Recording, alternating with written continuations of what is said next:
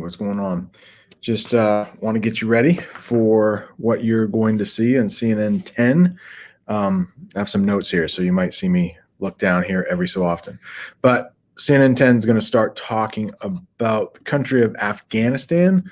So I wanted to give you a little bit of an idea of where Afghanistan is. Right here, you got some big countries like China, India. We're actually going to talk about India at the end of this.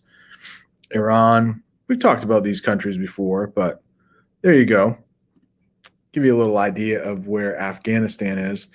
And President Biden, a couple days ago, announced that by September 11th of this year, all American troops will be out of Afghanistan. So after September 11th,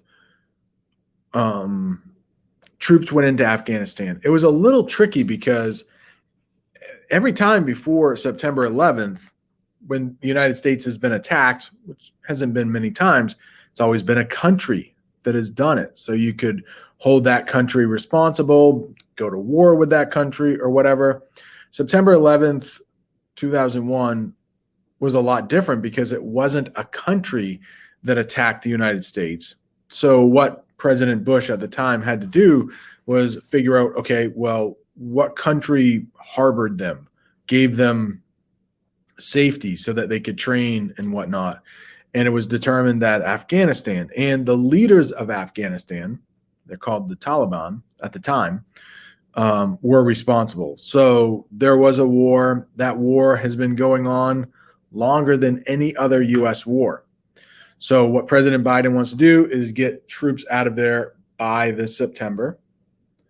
But CNN10 says there will be a few troops left over. The problem, and this happens a lot, when the U.S. goes into places and tries to fix things, we saw it in Iraq not too long ago. The U.S. goes in, causes a lot of damage, and when they leave, it often leaves like a vacuum. And so different forces will compete, and what you have is like a civil war break out. So the U.S. is trying to learn from its mistakes in the past, and so not get rid of every single troop, even though that's what President Biden said, but leave a very small kind of peacekeeping force. Right now, there are only like 2,500 troops in Afghanistan, but by September, they all should be pulled out. The Taliban is no longer in power, but they're very powerful. So if you know anything about the Taliban, you'll know that strictly, like, very religious, and some might call them even extreme Islam. And so when it comes to women and freedom, they don't believe a whole lot in it.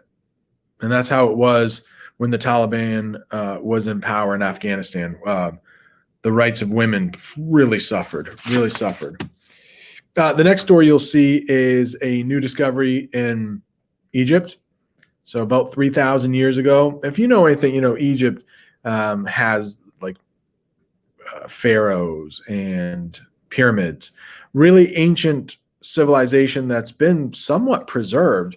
And recently, there was the largest city, ancient city ever discovered in Egypt. And that's saying a lot because a lot of ancient cities have been discovered. This is the largest one. It's about 3,000 years old, and experts think it'll take about 5 years to fully excavate this new find. India is the next story. I can pull up the map again. We can take a look at India.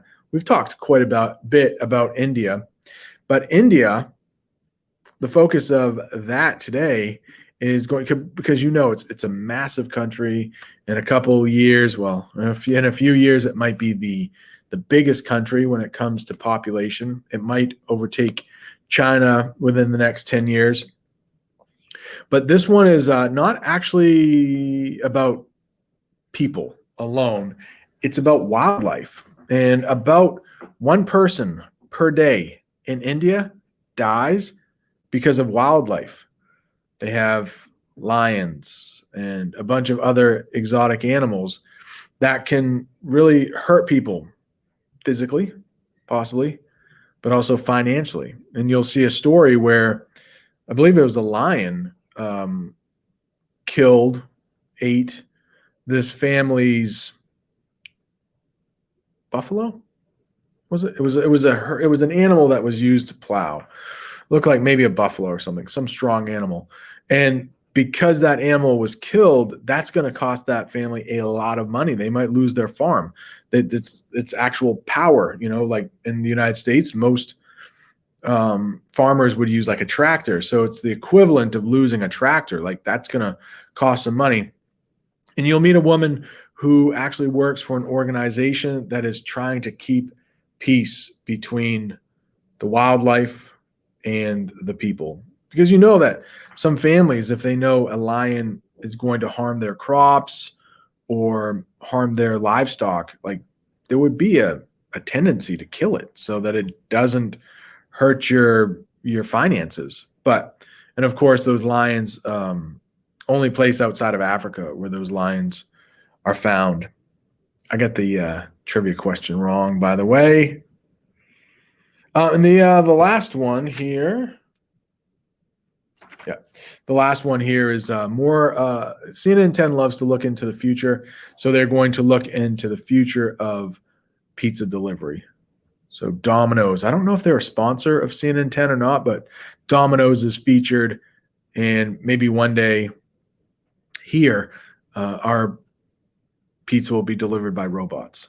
I don't know, but watch CNN until the end, and then you'll see the robot that delivers pizza. Worries me though that it's to put some people out of a job. So the robots gonna lose people money, just like cashiers. Every time I go to the cashier and I do it myself, I'm a little worried. But as we've talked about, maybe the jobs will just shift to something else. Like now you have people who will shop for you.